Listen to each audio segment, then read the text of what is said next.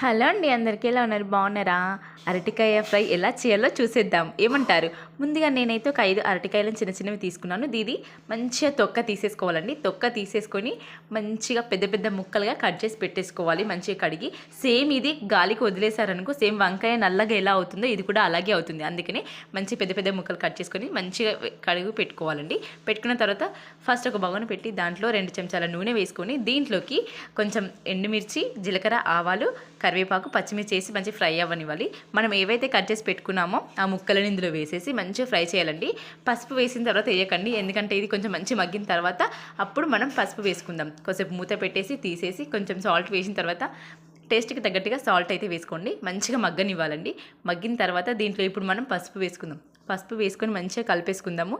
కలిపేసుకున్న తర్వాత మళ్ళీ కొద్దిసేపు మనం దీన్ని మూత పెట్టేసుకుందామండి. ఎందుకంటే మూత పెట్టడం వల్ల మంచిగా మగ్గిపోతుంది. అలాగే మీరు వాటర్ మాడినట్టు మీకు అనిపించింది అనుకో కొంచెం చేయితోని వాటర్ నీళ్ళనైతే జీలకరించుకోండి పైనకించి.